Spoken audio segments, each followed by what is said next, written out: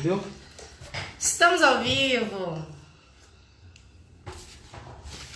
E aí, gente?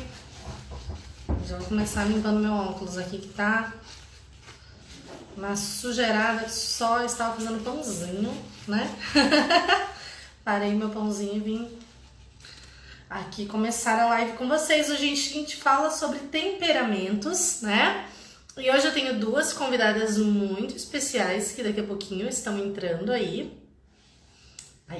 Hoje a gente vai falar um pouco sobre como estimular a criança de cada temperamento, tá? Como que a gente oferece então ali recursos, como que a gente ganha a atenção da criança, como a gente anima essa criança, né, dentro do temperamento dela, ou seja, respeitando uma característica nata dela. Se você não sabe o que é esse assunto, nunca ouviu falar sobre temperamento, fique tranquilo que a gente vai dar uma passadinha bem rápida no começo da live e aí a gente já parte então para esse assunto. Se vocês tiverem alguma dúvida, também pode deixar nos comentários, que se possível a gente vai respondendo, tá bom? Elas conseguiram entrar. Vamos ver, vamos ver.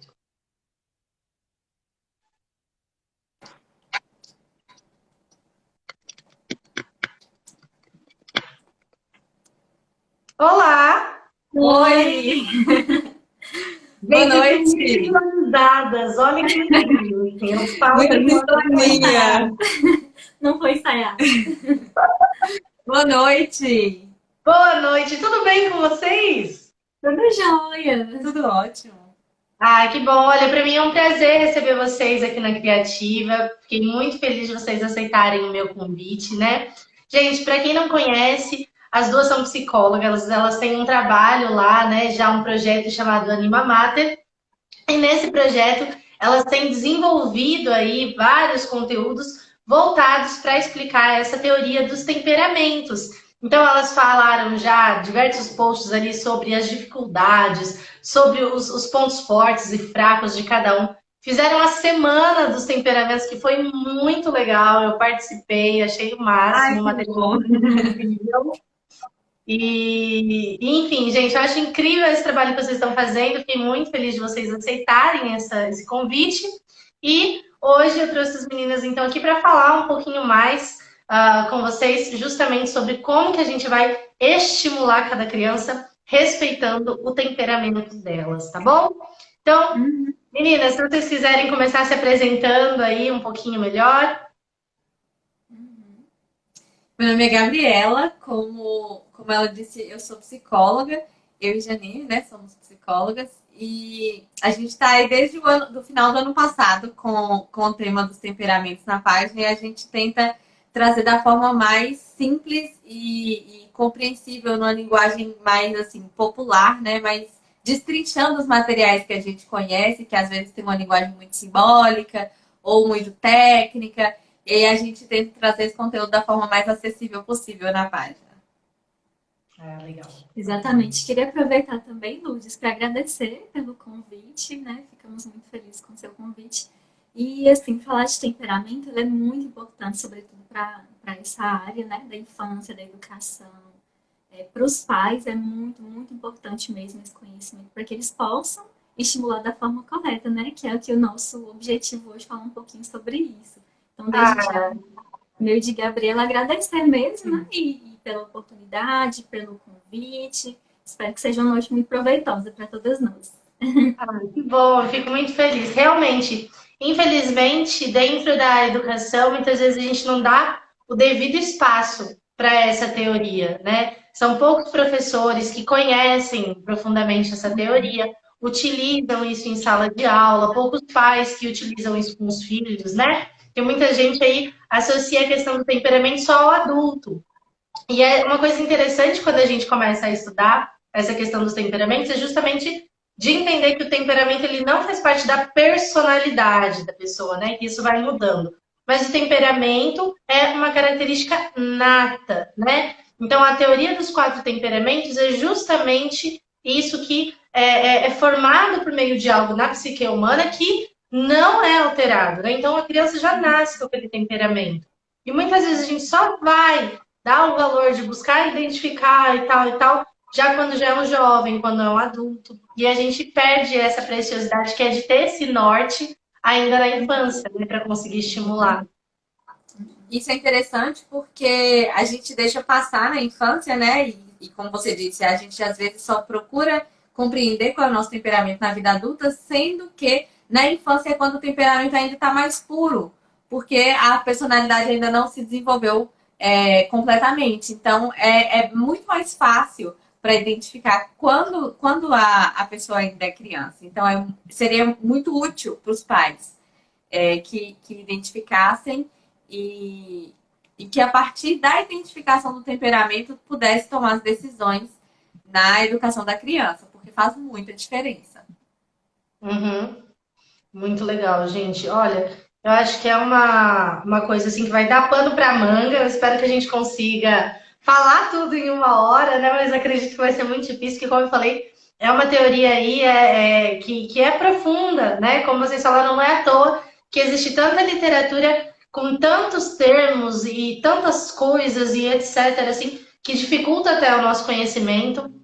E justamente por isso eu acho que é muito importante o trabalho que vocês fazem de trazer isso para uma linguagem, sabe, mais da gente, que seja mais possível as pessoas conseguirem entender melhor tudo isso. Então a gente vai tentar fazer isso nessa live. Então, a primeira coisa, já comecei apresentando um pouquinho aqui sobre a teoria dos temperamentos, falei que não é algo que muda, né? Que a criança já nasce com isso. Eu queria que vocês falassem um pouquinho da percepção que vocês têm em relação a quando que a gente pode começar a avaliar ali qual é o temperamento da criança, se a gente já sabe, então, desde que nasceu, no primeiro mês a gente já descobre qual é o temperamento, ou isso precisa de alguma maturidade. Qual que seria a idade ali onde a gente vai começar a perceber essas características? Posso falar? Então, o temperamento da criança, ele vai. A identificação dele. É muito comum essa dúvida. A partir de que idade que a gente vai identificar, né, o temperamento da criança? Não tem uma resposta precisa para essa pergunta, porque depende de muitos fatores, como, por exemplo, o tempo que os pais passam convivendo com essa criança, porque o temperamento da criança ele vai ser observado pelos pais. Então, se são pais que convivem por mais horas, se são pais que convivem com menos horas, um vai ter mais dificuldade que o outro. Os temperamentos quentes, que são mais expansivos, eles tendem a ser temperamentos um pouco mais fáceis de identificar com precisão, porque é justamente a expressão de alguns comportamentos, de algumas tendências, então podem ser mais fáceis de identificar e por isso podem ser identificados mais cedo, ao passo que, se a criança é um pouco mais introspectiva, de um temperamento frio, pode ser que o pai fique ali em dúvida entre os dois temperamentos frios, então vai precisar de uma análise um pouco mais aprofundada, pode ser que leve mais tempo, mas desde que a criança nasce, os pais podem observar as tendências dessa criança. Sabe? Não é só uma questão de a criança é muito irritada, então essa criança é colérica. Qualquer pessoa, criança ou adulto, com fome, com sono, em alguma restrição básica, vai ficar irritada. Então tem que ter certeza de que essa criança ela é irritada com frequência, não só quando ela está com sono, não só quando ela está com fome. Então são vários aspectos que a gente precisa levar em consideração, então não tem como dizer que é a partir de uma idade específica. Vai ser justamente com o convívio com a criança, o acúmulo de horas convividas, de observação, de atenção, de dedicação a isso. Eu acho muito engraçado. Peraí, eu cortei a Janine. Pode falar, querida. Não, é só completando mesmo o que a Gabriela falou. Porque na nossa live anterior, uma live que a gente fez sobre temperamentos na infância, a gente falou um pouco sobre isso, né? Uhum. As crianças, quando elas estão com fome, quando elas estão com sono, né? Quando elas estão sujinhas, elas expressam esse incômodo. Por quê? Porque elas não sabem falar, elas não conseguem verbalizar esse incômodo. Então, elas expressam através do comportamento, né? Uhum. E nessa fase é muito comum os pais acharem que as crianças são coléricas. Então, normalmente, assim, a gente sempre escuta dos pais, eu acho que meu filho é colérico, porque ele chora demais, ele se irrita muito, né? Não é nesse sentido, igual a Gabriela falou. Por isso que é muito importante, nessa fase inicial da vida, ter esse cuidado, né? Com higiene, com sono, com alimentação, com todos esses cuidados, para que consiga manter, né, a criança mais estável, consiga manter ela bem. E uma coisa que é muito importante, Lourdes, é a gente observar, desde pequenininha, algumas formas da criança expressar o seu comportamento. Tem crianças que, desde bebezinhas, elas precisam de mais tempo acarinhando, né, conversando, fazendo aquela preparação, né, para o sono, por exemplo. Tem crianças que não, elas já pegam no sono muito mais facilmente.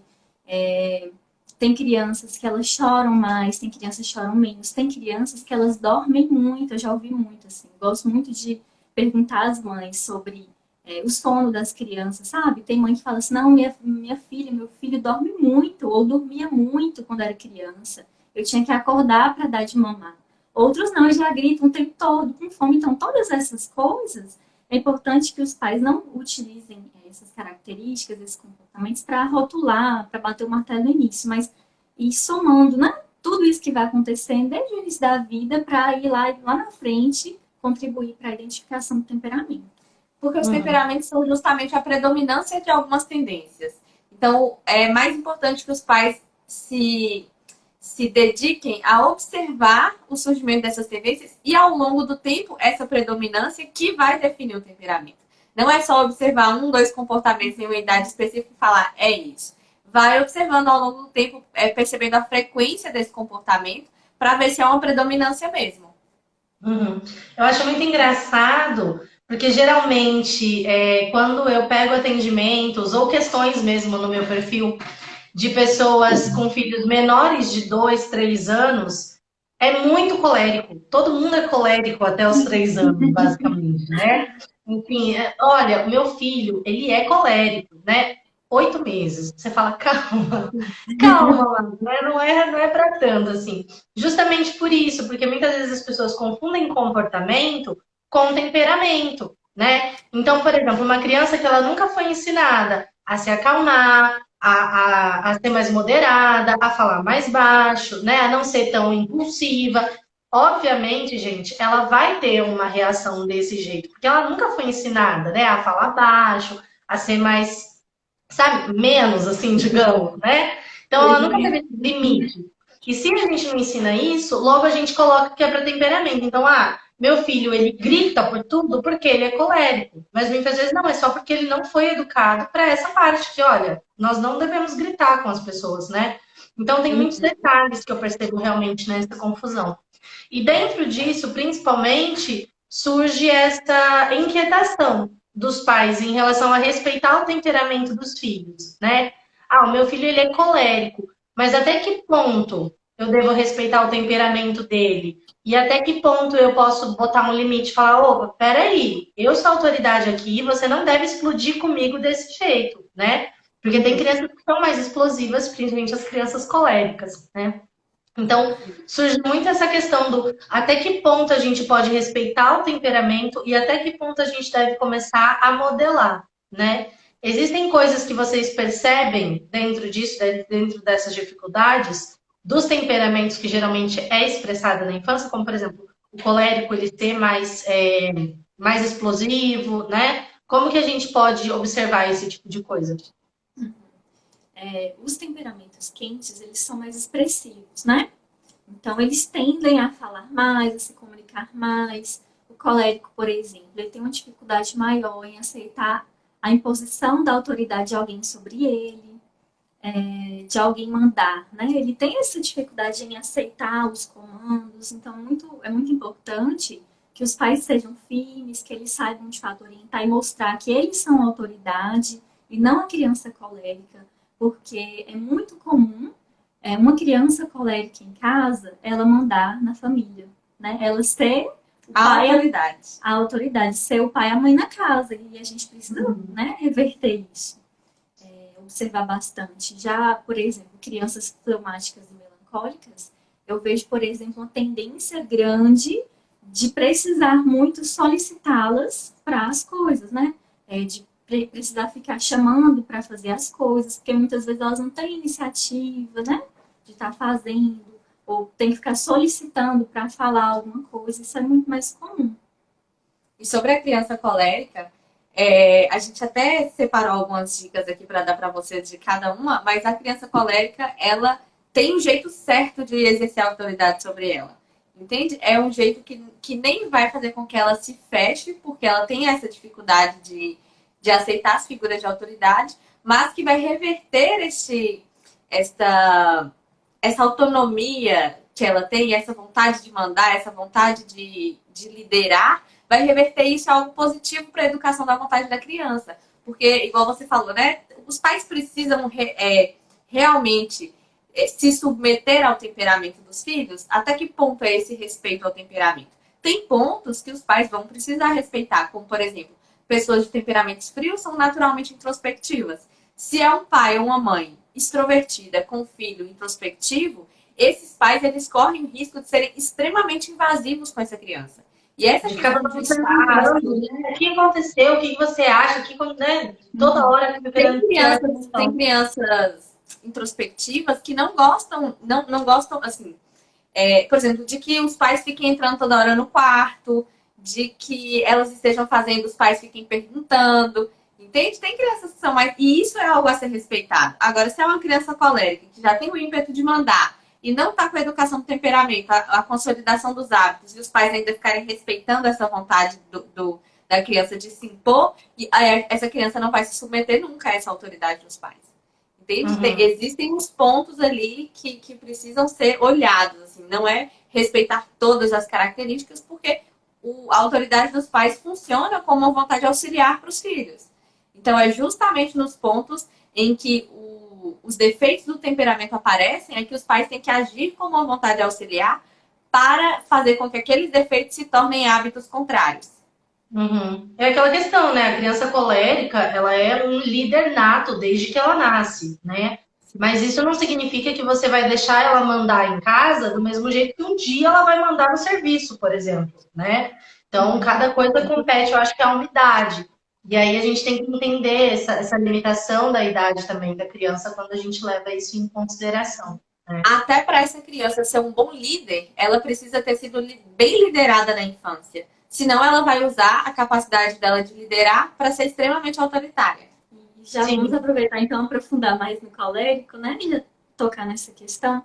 Porque assim, ao mesmo tempo que tem que se ter um cuidado muito grande para que a criança ela não seja autoridade na casa, e a gente fala isso muito no sentido dela não tomar o lugar dos pais, né? Dela não exercer o papel que é dos pais, mas por outro lado também, que é muito importante, que é o que motiva a criança colérica, é fazer com que ela esteja em lugares, em situações que ela exerça a sua liderança. Ela seja chamada, seja convocada a ajudar ali, ela se sentir útil naquele lugar, sentir parte daquela atividade.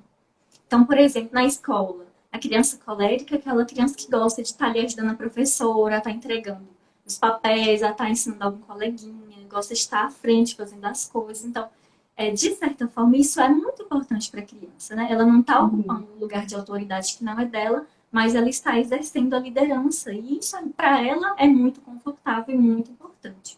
Até mesmo dar responsabilidades domésticas simples para as crianças, como colocar o lixo para fora. Essas coisas fazem com que a criança exerça essa autonomia que já é natural dela. Mas não é de uma forma em que ela vai ocupar o lugar dos pais. E sim que ela vai estar se sentindo útil, sentindo que ela está contribuindo para o bom funcionamento da casa. E tudo isso vai direcionando essa liderança para o lugar certo. Sim, foi incrível, porque no curso de 21 dias que eu estou dando agora para pais, eles recebem diariamente uma missão, né? Uma missão simples, prática, para fazer com os filhos. E várias dessas missões são justamente pensando, né, em como estimular a criança de cada temperamento. Então, tudo isso foi pensado desse modo. E é muito incrível, gente, a mudança radical que acontece nos coléricos com duas tarefas. Uma, que é uma tarefa de ajudar na cozinha, então você envolve a criança no processo da preparação do alimento, dá para ela uma responsabilidade, olha, a salada do almoço vai ser você que vai preparar, você que vai preparar o suco, sabe? E outra tarefa é justamente essa questão do auxílio nas tarefas domésticas, né? Então hoje, você que vai fazer sua cama, você que vai pendurar a roupa, você que vai colocar a roupa para lavar. É incrível em todas as faixas etárias. Crianças coléricas de 2 anos, que já foram identificadas, crianças coléricas de 9, 10 anos, que foram identificadas com esse temperamento. De assim, ficarem mais tranquilas, de não estarem mais tão brigando por irmão, de ficar, sabe, essa coisa de ficar enfrentando os pais. Então, tudo isso melhorou pra caramba com duas atividades simples que as mães inseriram na rotina, né? É uma coisa A muito criança simples. A criança colérica, ela é a criança colérica, não, a pessoa colérica, ela é a pessoa da ação. Ela tem uma energia muito forte para agir. Então, se essa energia de ação não é administrada, ela vai partir para a irritação, que é o defeito dominante do colérico. Então, vai ser a forma dele de canalizar toda essa energia. O colérico ele funciona muito bem com o estabelecimento de metas, de desafios, porque ele já tem essa coisa da competitividade. Então é como se fosse uma missão para ele mesmo. Então tem que ir preparar a salada, ele vai querer fazer a melhor salada, ele vai querer se dedicar naquilo, ele vai querer mostrar que ele é capaz. Então, essas coisas vão direcionando bem toda essa energia. Ao passo que, se por outro lado for uma criança que não se sente útil em nenhum momento, ela vai ficar extremamente frustrada e isso vai gerar rebeldia, vai gerar irritação. Então, é uma questão de direcionar mesmo essa energia. A dificuldade do colérico não está em começar nem em perseverar. Está em analisar bem as tarefas, entende? Para que ele não saia atropelando tudo por causa dos seus objetivos. Mas ele não tem dificuldade de começar e de perseverar. É só mesmo de refinar os desafios. Uhum, tá. Sabe uma coisa também que é muito interessante, Lourdes, que eu estava conversando com o Gabriel um pouquinho antes de começar aqui, sobre a questão dos coléricos. É porque assim, não adianta também só falar o que ele tem que fazer. Para ele é muito importante se sentir útil, mas se sentir útil com objetivo, com sentido. Então, a criança colérica, ela gosta de saber o porquê das coisas, né? Quando o pai e a mãe solicita para fazer alguma coisa, ela quer saber o porquê. E a gente estava até lembrando de um filme que a gente assistiu, que chama Um Lugar Silencioso. E o pai fala para... Você já assistiu? Não, assim. Aí o pai fala com o filho para ele ir em tal lugar com ele lá, né? Que tinha que aprender determinada função, determinada tarefa. E o filho falou que não queria isso, ele não estava entendendo o sentido daquilo. E aí o pai foi e falou com ele, olha, você precisa ir porque você precisa aprender isso para cuidar bem da sua mãe.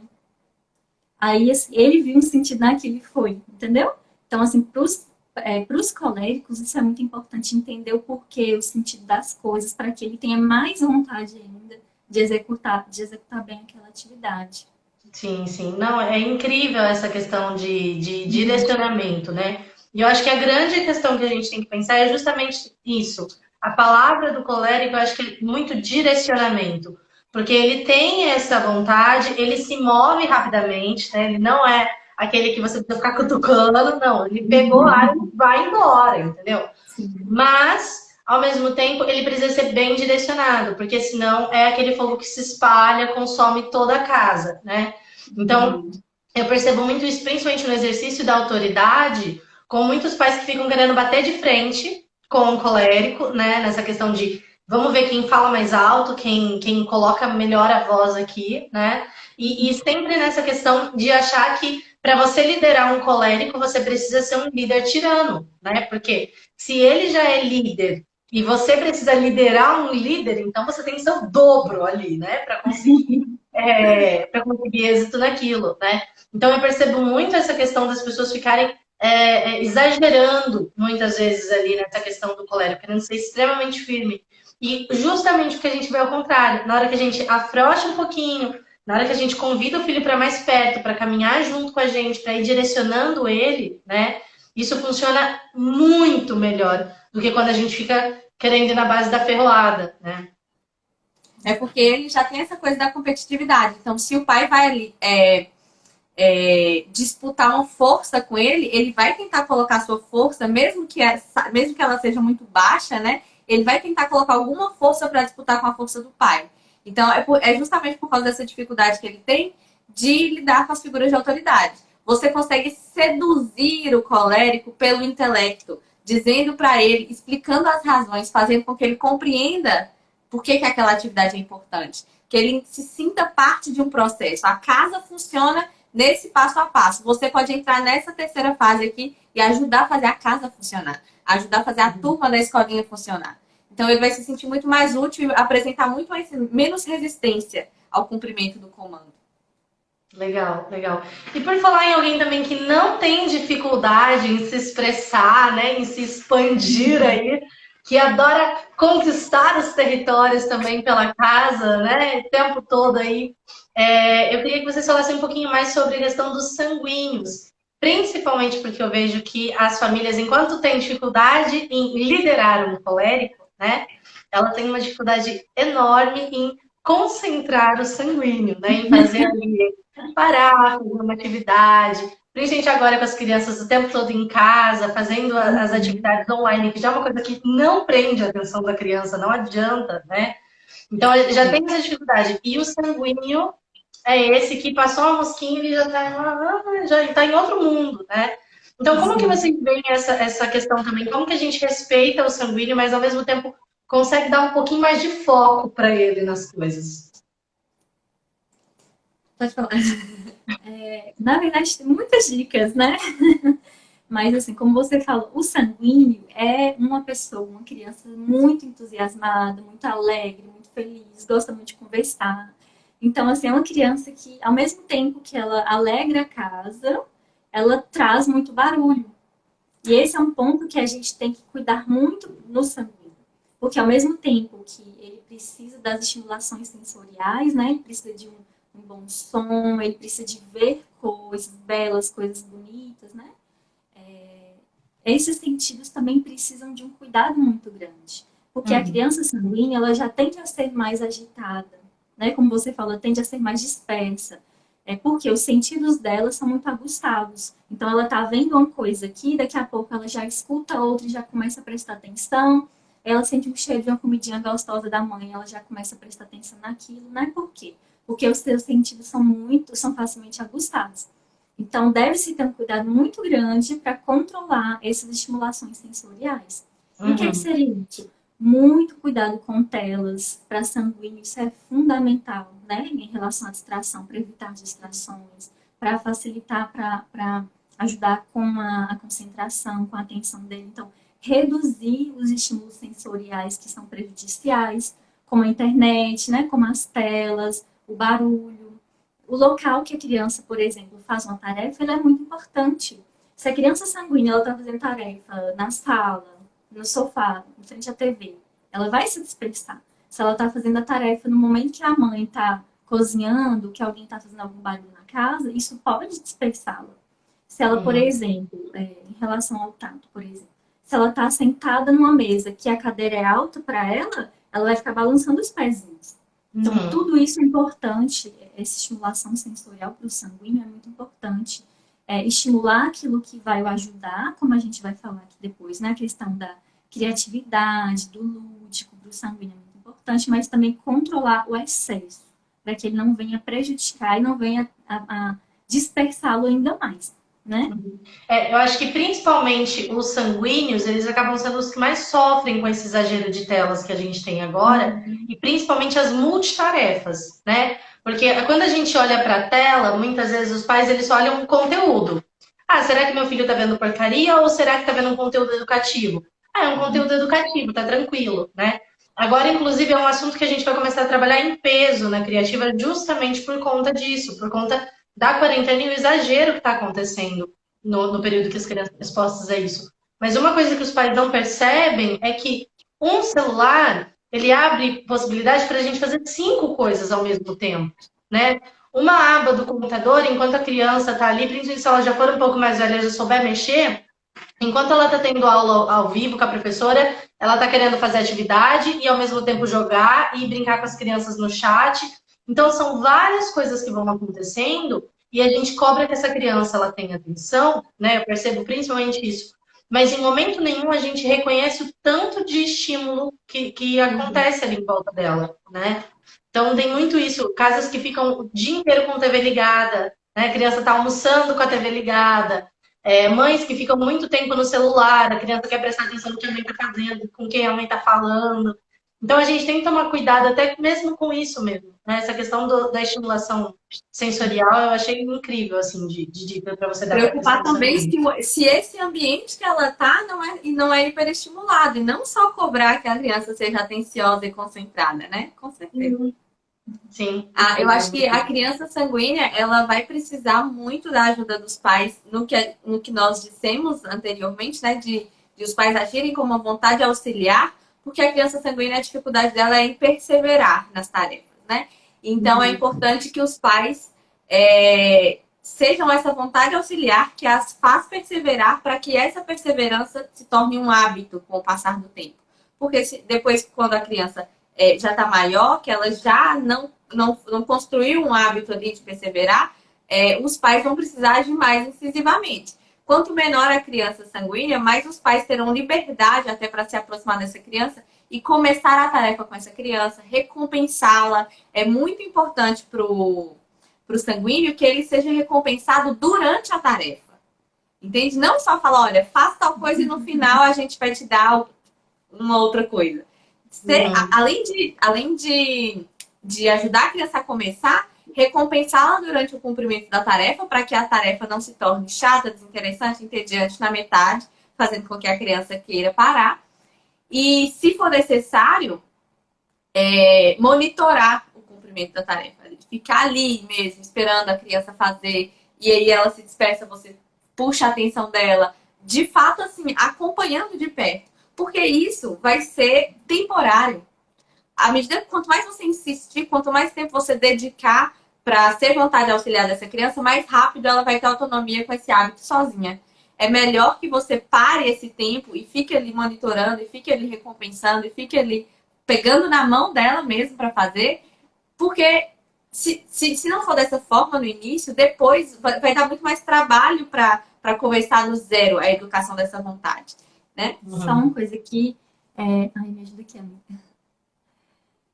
Deixa eu ver. Recompensar com o quê, por exemplo? Camila está perguntando. É porque eu tenho dificuldadezinha de mexer com essas coisas.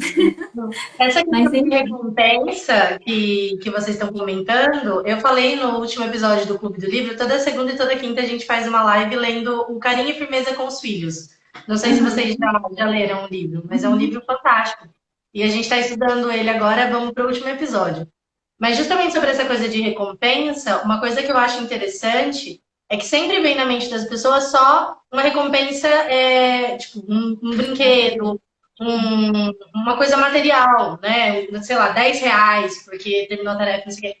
E a gente falou justamente sobre isso, um chocolate, né? E a gente falou justamente sobre isso. Poxa, não dá pra você ficar dando chocolate pro teu filho toda vez que ele faz uma coisa boa. Não dá pra você ficar dando R$ 10 toda vez que ele termina uma tarefa, entendeu? Principalmente porque tem que recompensar durante. Então, imagina quantas vezes. Imagina, né? Numa tarefa de casa, pronto, você já perdeu R$ 100 nessa brincadeira com o sanguíneo ali, né? Essa ideia. Então, uma coisa que eu percebo muito, como sanguínea, tá? Porque é o meu temperamento, eu sou sanguínea super raiz, assim, olha, gente, meu aporte, entendeu? Não tem essa confusão de aporte nem nada, eu sou sanguínea. E é muito incrível essa questão, porque eu vejo que, por exemplo, um elogio, uma coisa boba, assim, sabe? Uma coisa, tipo, só da pessoa ver que você está fazendo e dar um sorrisinho. Aquilo já é uma recompensa, sabe? Eu vejo que muitas vezes as pessoas exageram muito nessa questão de recompensa e deixa de ser algo natural, né? E a gente percebe quando não é natural, a gente percebe quando é aquele elogio falso, sabe? Você acabou de fazer um desenho, você sabe que você não é bom naquilo, a pessoa chega e fala, nossa, meu Deus, você é o novo Da Vinci, oh, meu Deus. Você sabe que é verdade, entendeu? O sangue dele é esperto, a gente não é bobo, a gente sabe. Então, assim, nessa questão de recompensa mesmo, eu acho que quando a gente não fica exagerando as coisas, assim, sempre funciona melhor, sabe? Quando é uma coisa mais natural, quando é aquela coisa do dia a dia. E não só para os sanguíneos, para todos, né? As recompensas materiais, elas são menos indicadas. O que a gente indica mesmo, como você falou, são as recompensas afetivas. E o que quer dizer isso? Como você falou, é dar um sorriso, é elogiar, falar o quanto ficou bonito, o quanto você ficou satisfeito por ele ter se esforçado para fazer, né? Nossa, filho, eu fiquei tão feliz que você se esforçou para fazer isso. Nossa, eu fiquei feliz de ver você tão engajado, sabe? Isso para o sanguíneo é muito mais valioso do que ele ganhar uma nota de R$ 100. Por quê? Porque o sanguíneo ele é muito mais emotivo do que racional. Para ele conta muito mais a forma como a pessoa fala a coisa do que o que ela fala, do que o conteúdo, né? Então, você chegar para a criança e falar assim, nossa, eu fiquei muito feliz. Nossa, eu fiquei muito feliz. Nossa, para a criança sanguínea isso é muito importante, né? Como você falou. essa questão afetiva, ela precisa ser trabalhada. E assim, pegando o ganchinho do que a Gabriela tinha falado, a questão de perseverar, porque para ele é o mais importante, né? Que é onde ele precisa ser motivado a perseverar. É muito importante que os pais, eles deem comandos, mas que eles estejam junto com o sanguíneo. Por isso, né? Tá reforçando constantemente. E para que ele possa dar os comandos, é importante que ele estabeleça, por exemplo, uma rotina para aquela criança, o que ela precisa fazer durante um dia, né? Estabelecer uma rotina e de acordo com o cumprimento das atividades, né, dentro dessa rotina, essa criança ela vai começar a estabelecer hábitos, ela vai começar a desenvolver hábitos. Então, se é uma criança que todos os dias, o mínimo que ela pode fazer, que os pais começam a ensiná-la, né, começando com as pequenas coisas, para que ela aprenda a perseverar, por exemplo, ela vai armar a cama do quarto, a sua cama, né, todos os dias. Se ela fizer isso por um bom tempo, ela vai adquirir um hábito. Isso vai ser importante para ela. Os pais, eles têm que tomar um cuidado de não querer fazer com que a criança ela seja muito estruturada, muito rígida, porque isso perde um pouco da beleza também, né? Da questão do aprendizado. Então, é importante que foque nas pequenas coisas e à medida que ela vai crescendo, que ela vai progredindo, que vá aumentando, né? Esses comandos para a criança. A pessoa perguntou aqui nos comentários, a rotina é mais indicada para qual temperamento? Para todas as crianças. A rotina é extremamente importante. Mas no caso da criança sanguínea, a gente está fazendo uma associação aqui da rotina com a formação do hábito. A criança sanguínea ela tem um componente úmido no temperamento. Então, é o componente justamente da dispersão. Então, às vezes, o pai, por exemplo, um pai colérico ou melancólico, ele dá o comando para a criança sanguínea e acha que a criança tem o mesmo temperamento que ele. Que no primeiro comando a criança já compreendeu e já vai executar. Às vezes, com a criança sanguínea, você vai precisar repetir, você vai precisar explicar, você vai precisar insistir, porque realmente a coisa entra nela e não impacta, se dissolve. Então, às vezes, não é porque a criança é pirracenta, não é porque a criança está fazendo corpo mole. Ela precisa que você marque com mais firmeza o comando para que ela cumpra, né? E evitar, assim como o sanguíneo tem essa dispersão, tem a questão da atenção também. Às vezes ela começa a fazer uma coisa, não consegue terminar, e isso se aplica também na correção. Às vezes os pais querem dar uma palestra para corrigir a criança sanguínea, sendo que a criança sanguínea não tolera sermão. Você só precisa ser objetivo e, se for necessário, repetir para que aquilo ali fique marcado nela. Dar sermões enormes vão fazer com que ela escute as 5 primeiras palavras e não consiga mais focar a atenção no seu sermão. Então, você se desgasta, a criança se desgasta, não adianta esse método do sermão, da palestra, porque ela não consegue fixar naquilo. É interessante que a gente entenda os temperamentos, não para que a gente haja com uma única estratégia, né? Porque eu vejo muito isso. Então tá bom, peraí. Quem que precisa de rotina? O sanguíneo que precisa de rotina. Então quer dizer que o meu colérico não precisa? Quer dizer que o meu melancólico não precisa? As pessoas não entendem que, gente, educação, né? Você vai ter que oferecer tudo. Por exemplo, limite. O teu colérico precisa de limite, o teu melancólico precisa de limite também, né? Porque toda criança tem que aprender. Entretanto, para um limite tem que ser muito mais bem firme, muito mais estruturado, porque senão ele não vai entender, né? Então, a questão, por exemplo, de rotina. Eu fiz uma rotina visual e tal, coloquei lá para o pessoal poder usar. É uma coisa incrível. Assim como o colérico mudou da água para o vinho, fazendo as atividades em casa, né, ajudando em casa, os sanguíneos mudaram da água para o vinho, usando rotina visual, né? E a gente acha assim, nossa, não, mas, poxa, se o sanguíneo ele tem que ser livre, por que eu vou colocar rotina? Né? Mas a gente tem que entender que é uma criança, que ela está aprendendo, que ela precisa construir hábitos, que rotina não aprisiona, que todo mundo tem rotina. Então, quando você olha lá uma rotina visual, você não tem, por exemplo, das 8 às 8h10 nós vamos tomar café.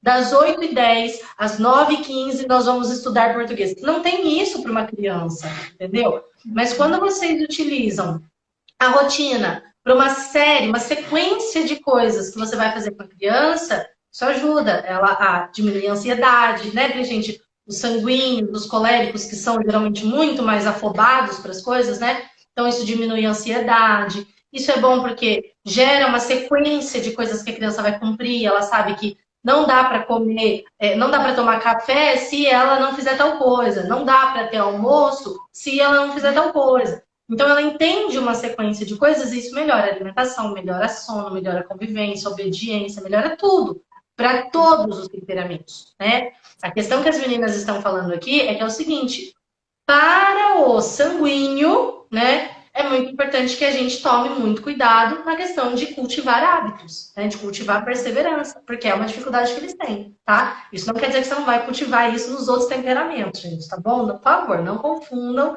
alhos com bugalhos, ok?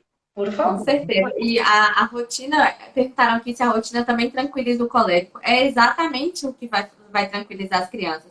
Porque ela já tem toda essa energia, já tem toda essa extroversão, e a rotina é aquele elemento que, ao mesmo tempo que estrutura, vai estabilizar e vai dar à criança a percepção de previsibilidade. E é isso que tranquiliza a criança. Ela saber que ela vai acordar, tem um horário, que depois ela vai tomar o café, que depois do café tem. Entende? É uma previsibilidade que tranquiliza, que acalma.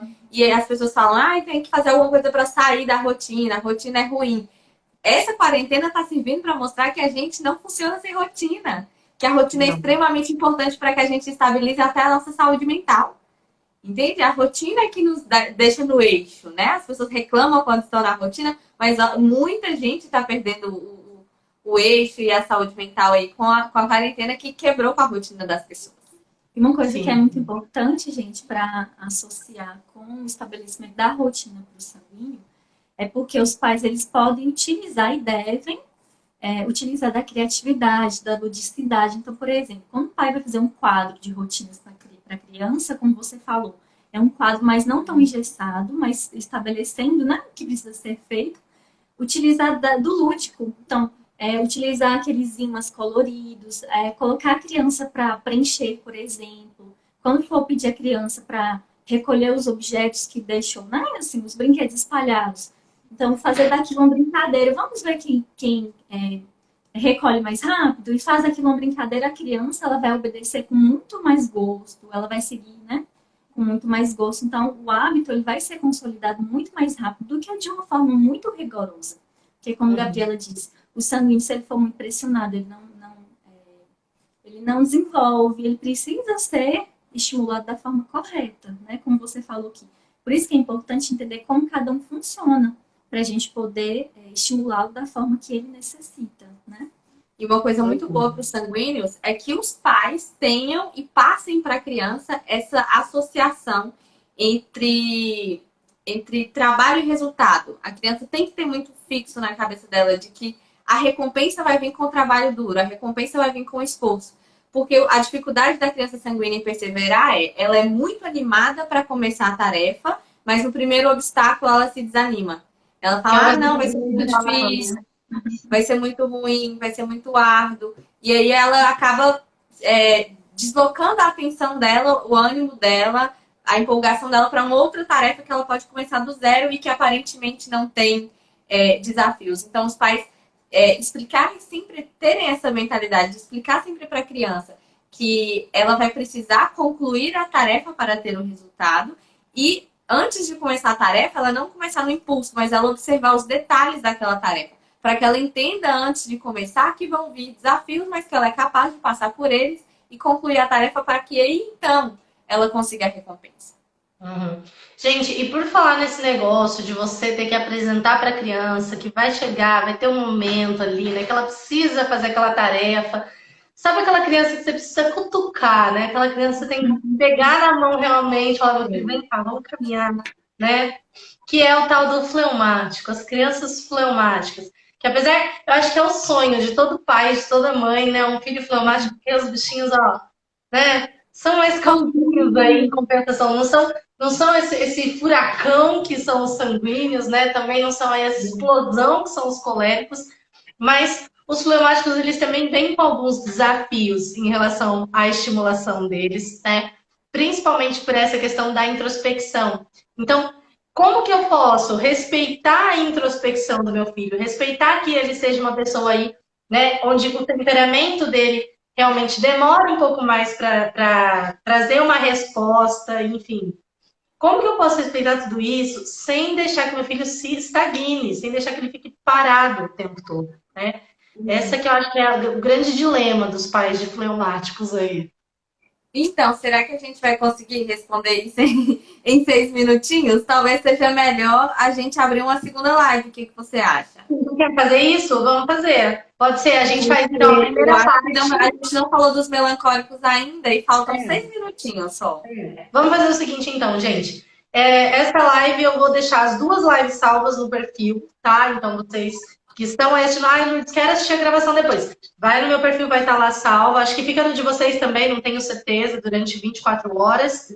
Fica no seu. Tá, no meu perfil, então, vocês conseguem acessar. A primeira live vai ficar com temperamentos quentes, ok? Ali dos sanguíneos e dos coléricos. E depois a gente vai ali para os melancólicos e os fleumáticos, tá bom? Então, eu vou encerrar essa live, eu vou começar outra live e vocês já cliquem ali no avisozinho para já entrar aqui no assunto dos fleumáticos, ok, gente? Tá bom? Tá, tchau. Já vou chamar vocês. Tá bom.